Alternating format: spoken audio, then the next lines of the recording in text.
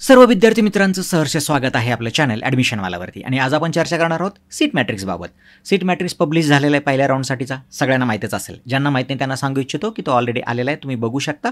तुम्ही बनवलेल्या लिस्टनुसार तुम्ही तुमच्या कॉलेजला किती जागा आहे ते बघू शकता. या व्हिडिओमध्ये आपण समजून घेऊया सीट मॅट्रिक्स कसा रेफर करायचा, कसा बघायचा, कोणत्या गोष्टीचा काय अर्थ आहे, कोणत्या जागा कुठे ठेवलेल्या आहेत.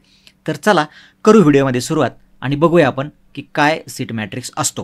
तर सगळ्यात पहिल्यांदा आपण बघूया की आता सीट मॅट्रिक्सची लिंक इथं दिलेली आहे. माहीतच असेल तुम्हाला, आपली पहिली जी फायनल मेरिट लिस्ट होती त्याच्यावरती आता लिंक दिलेली. जसे जसे लिंक वाढत जातील हा मेनू वाढत जाणार आहे. आणि सीट मॅट्रिक्स मागच्या वर्षीचा मला वाटतं इथं खाली आहे, त्याच्याशी तुम्ही कंपॅरिझन करू शकता या वर्षीच्या सीट मॅट्रिक्समध्ये तुम्ही काढलेल्या कॉलेजच्या संदर्भात. तर आता आपण चर्चा करूया की नेमका तो रेफर कसा करायचा. तर आपण काही कॉलेजेस घेऊयात.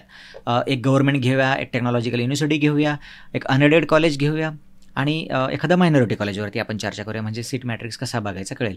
थोडक्यात सीट मॅट्रिक्स ही काय भानगड असते हे जर सिम्पल वर्डमध्ये सांगायचं झालं तर एका पर्टिक्युलर कॉलेजच्या पर्टिक्युलर चॉईस कोडला, म्हणजे काय ब्रँचला ची जी विभागणी आहे जागांची, त्यांची जी टोटल त्यांना जी मान्यता आहे जागा भरायची, त्याची विभागणी कुणाला किती जागा आहेत ह्याचा तक्ता म्हणजे सीट मॅट्रिक्स.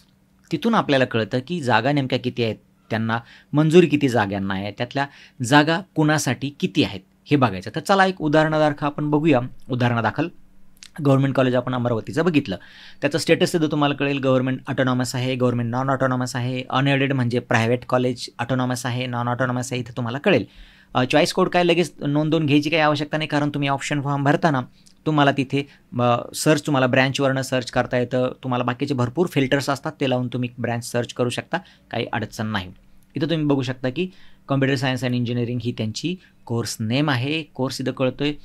SI म्हणजे सँक्शन इनटेक, म्हणजे तुम्ही ह्या कोर्ससाठी हे पर्टिक्युलर कॉलेज, कोणतं government college of engineering Amravati, हे 60 जागा भरू शकते. त्यांना 60 जागा भरण्यासाठी मान्यता आहे. मग त्या 60 जागांची विभागणी तुम्हाला इथं दिलेली आहे. आता 60 जागा, कॅपच्या पण 60 जागा, कारण महाराष्ट्रातल्या गव्हर्नमेंट कॉलेजेस जे आहेत, मला वाटतं ICT आणि CUP सोडले तर, किंवा अजून एखादं कॉलेज सोडलं तर, बाकीच्या जवळजवळ सगळ्या कॉलेजमध्ये तुम्हाला ज्या सीट आहेत त्या पूर्णपणे महाराष्ट्र स्टेट कॅन्डिडेचरमधून भरल्या जातात, म्हणजे महाराष्ट्र स्टुडंटमधून भरल्या जातात. तिथं तुम्ही 2 मेरिट लिस्ट बघितल्या असतील, महाराष्ट्र स्टेट कॅन्डिडेटची एक सेपरेट मेरिट लिस्ट आणि ऑल इंडिया कॅन्डिडेटची एक सेपरेट मेरिट लिस्ट. तुमचं दोन्हीकडे नाव तुम्ही बघितलं असेल, इथले सगळे इकडे असतातच. तर ह्यांच्यासाठी सीट तुम्हाला इथं 0 दिसतील, म्हणजे OMS कॅन्डिडेट जे आहेत, आउटसाईड महाराष्ट्र स्टेट कॅन्डिडेट, ज्यांच्याकडे महाराष्ट्रातलं डोमेसाईल नाही, किंवा ज्यांचा जन्म महाराष्ट्रात झालेला नाही, किंवा ज्यांचे आईवडील हे महाराष्ट्रात बिलॉंग करत नव्हते, किंवा त्यांच्याकडे डोमेसाईल नाही, असे स्टुडंट OMSमध्ये येतील आणि त्यांच्यासाठी जागा गव्हर्नमेंट कॉलेजमध्ये नाहीत, हे आपल्या लक्षात येईल. आणि इथं 60 जागा दिसत आहेत. आता त्या 60 जागांची फोड इथं तुम्हाला दिलेली आहे. आता हे ऑटोनॉमस कॉलेज असल्यामुळं स्टेट लेवल डिस्ट्रीब्युशन इथं सीटचं झालेलं आपल्याला दिसेल. इथं तुम्हाला HU आणि OHU असं दिसणार नाही. आता HU म्हणजे काय, होम युनिव्हर्सिटी. ज्यावेळेस तुम्ही फॉर्म भरला होता त्यावेळेस तुमचं डोमेसाईल कुठलं आहे, किंवा तुम्ही 12वी कुठून झालात, 10वी कुठून झाला, याच्या बेसिसवरती तुमची होम युनिव्हर्सिटी ठरवली जात होती. जसं की पुणे युनिव्हर्सिटीच्या बाबत बोलायचं झालं तर नाशिक, नगर हे भाग जे येतात त्याच्यामध्ये इथले जे स्टुडंट्स आहेत, इथं ज्यांनी 12वी केलेली आहे किंवा ज्यांचं डोमेसाईल तिथलं आहे, असे विद्यार्थी पुणे युनिव्हर्सिटीमध्ये बिलॉंग करतील आणि त्यांच्यासाठी पुण्यातले सगळे कॉलेज हे त्यांच्यासाठी HU होतील.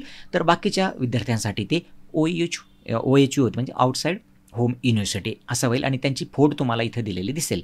आता ही स्टेट लेवल, म्हणजे सगळ्यांसाठी या जागा समान अवेलेबल आहेत स्टेट लेवलला. तिथं काय होम युनिव्हर्सिटी आणि other home university, other than home university असला काही टॅग असणार नाही आहेत. ओपनच्या जागाचा विचार केला तर हे जी म्हणजे जनरल, तिथं बॉईज गर्ल्स दोन्ही येतील. आणि इथं ही जी L आहे ती फक्त सेपरेट गर्ल्ससाठी, लेडीजसाठीच ह्या जागा रिझर्व आहेत, म्हणजे 15+6 ह्या जागा इथं तुम्हाला दिसेल. असेच फोड तुम्हाला SC ST DTVJ NTB CD OBC SC BC आणि शेवटी टोटल तुम्हाला दिसेल. ही जागा आहे तर त्यातली ऑर्फनला एक जागा जाईल.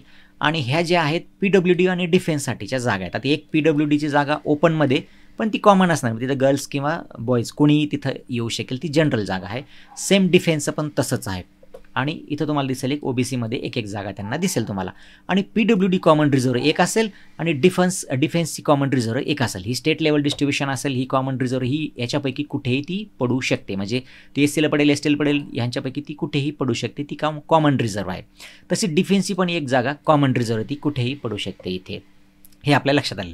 EWHच्या 6 सीट तुम्हाला इथं दिसतील आणि TFWHच्या 3 सीट तुम्हाला इथं दिसतील. तर ह्या सीटचा असा फोड आपल्याला इथं दिसून येईल. म्हणजे तुमची कॅटेगरी जी आहे त्याच्याप्रमाणे तुम्हाला बघू शकते. इथं 60 जागा जरी असल्या तरी ST-वाल्यांच्या जनरलसाठी 3च जागा आहे. म्हणजे STचे जे विद्यार्थ्यांना माहिती त्यांना ट्रॅक ठेवायला लागेल. आपल्याला 3 जागा आहेत अमरावती. जसे ऑप्शन पडतील त्याच्यानुसार आपल्याला मिळू शकते की नाही हा तुम्हाला अंदाज येऊ शकेल मागच्या वर्षीच्या ट्रेंडप्रमाणे. दुसरं एक बघूया आपण की CUP टेक्नॉलॉजिकल युनिव्हर्सिटी बघूया. आता ह्याच्यामध्ये कसं हे पण युनिव्हर्सिटी आहे. ही ऑटोनॉमस पहिले गव्हर्नमेंट कॉलेज होतं, आता हे युनिव्हर्सिटी झालेली आहे ऑटोनॉमस. आणि त्यांचं आपण एक ही या वर्षीपासून सुरू केलेली ब्रँच आपण उदाहरणादाखल घेतलेली मुद्दा म्हणून, कारण हे ऑटोनॉमस असल्यामुळे स्टेट लेवल डिस्ट्रीब्युशन असणार आहे सीटचं.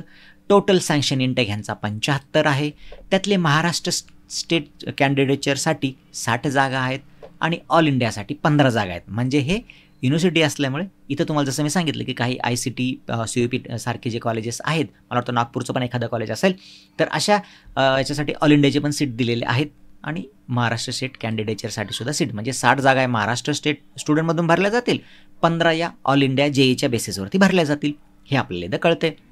त्याच्यानंतर सीटची फोडे तुम्हाला दिली, जसं आपण मागे बदललं सेम तसंच आहे. ओपनसाठी एवढ्या जागा तुमच्या कॅटेगरीवाईज तुम्ही बघू शकता. इथे सेम आपण जसं डिस्कशन केलं की PWDसाठी कॉमन, डिफेन्ससाठी कॉमन आणि एक ही कॉमन रिझर्व्ह जागा, ही ओपनमधली कॉमन, ही OBC मधली कॉमन, ही आणि ही ह्या सगळ्यांमध्ये ही एक कॉमन.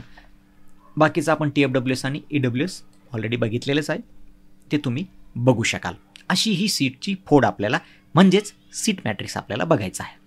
तुम्हाला अंदाज येईल. एक प्रायव्हेट कॉलेज बघूया. PISD जर आपण बघितलं तर ते अनएडेड म्हणजे प्रायव्हेट कॉलेज आहे, ऑटोनॉमस आहे. त्याच्याही कॉमचा जर विचार केला आपण तर इथं सँक्शन इंटेक हा 240 आहे. म्हणजे 240 जागा भरण्याची या कॉलेजला मान्यता आहे. त्यातले 156 सीट जे आहेत ते महाराष्ट्र स्टेट कॅन्डिडेचरमधून कॅपमधून भरले जातील आणि ऑल इंडिया सीट आहे 36, हे सुद्धा कॅपमधून भरले जातील. हे दोन्ही मिळून कॅपचे सीट आपल्याला इथं दिसतील. इन्स्टिट्यूट सीट्स तुम्हाला इथं 48 दिसतील, जे आपण गव्हर्नमेंट कॉलेजमध्ये तुम्हाला इथं 0 दिसतील. बघितलं,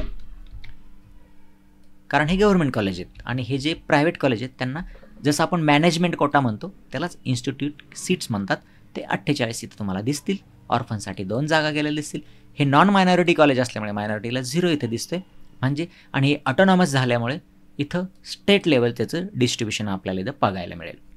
सेम तसंच आहे. ओपनमध्ये किती जागा कोणाला आहेत? लेडीजला 17, PWDच्या 3 जागा, डिफेन्सच्या 3 जागा आहे ओपनमध्ये आणि SCमध्ये 1, कॉमन रिझर्व्ह 1 जागा तुम्हाला दिसेल. OBCमध्ये 2 जागा दिसतील.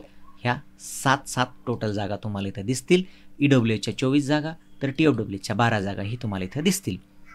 तर ही झाली सीटची फोड. तुम्हाला कळलं असेल इथं की एक प्रायव्हेट कॉलेजमध्ये काय आहे तुम्हाला दिसेल इथं एक्स्ट्रा, त्याच्या सीट नेमक्या महाराष्ट्रासाठी किती असतात हे तुम्हाला लक्षात येईल. याच्यासाठी हा सीट मॅट्रिक्स दिलेला असतो. म्हणजे टोटल ज्या 240 आहेत ह्या काय आपल्याला लगेच इथं मिळत नाहीत. आपलं जर फक्त महाराष्ट्रात तुम्ही JEE दिलीच नसेल, तिकडे हे केलंच नसेल तर 156 वरतीच तुम्हाला करायला लागेल. आणि ह्या प्लस 48 जर तुम्ही JEEवरती पण दुसरी जी मेरिट लिस्ट लावलेली ऑल इंडियाची तिथनं जर तुम्ही ट्राय करणार असाल तर हे 48 प्लस 156 आपल्याला 192 जागा आहेत 240 पैकी, हे आपल्याला कळतंय. म्हणजे सँक्शन इंटेकमधल्या ह्या तर ओव्हर अँड अबाव आहेत. ह्या ज्या आहेत ह्या ओव्हर अँड अबाव म्हणजे ह्या 240पेक्षा ह्या अतिरिक्त जागा असतात. म्हणजे ह्याच्या वरच्या असतात. 240चा हिशोब इथपर्यंतच फक्त. ह्या ज्या असतात याला over and above sanction intake म्हणतात. म्हणजे ह्या सँक्शन इंटेकपेक्षाही वरच्या जागा आहेत, हे आपण लक्षात घ्यायला हवं. चला एक आपण मायनॉरिटी कॉलेज बघूया. हे बघा, हे मायनॉरिटी कॉलेज आहे, प्रायव्हेट मायनॉरिटी कॉलेज आहे.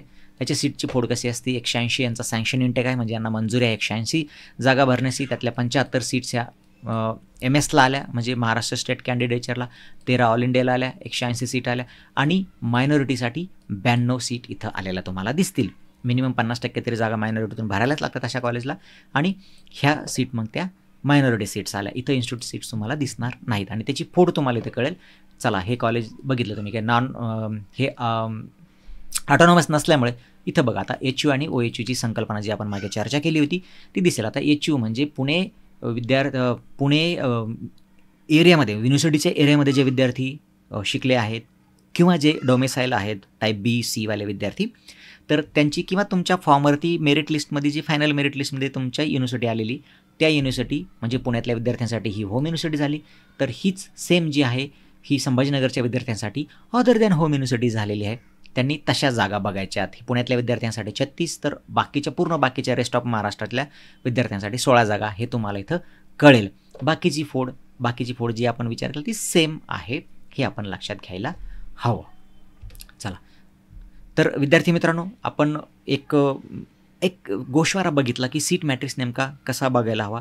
आता इतक्या खोलवर थोडे कमी विद्यार्थी असतील असा अभ्यास करणारे, परंतु मागच्या वर्षी जर तुम्ही सीट मॅट्रिक्स बघितलं तर तुम्ही काढलेल्या कॉलेजमध्ये तुम्हाला दिसेल काही कॉलेजेसने त्यांचा इन्क्रीज इन इनटेक केलेला आहे, म्हणजे सँक्शन इनटेक वाढवलेला आहे. मागच्या वर्षी जर 180 असेल तर 240 करून घेतलेल्या काही लोकांनी, 60चा 180 झालेला असेल, म्हणजे काही तुकड्या वाढवून घेतलेल्या आहेत.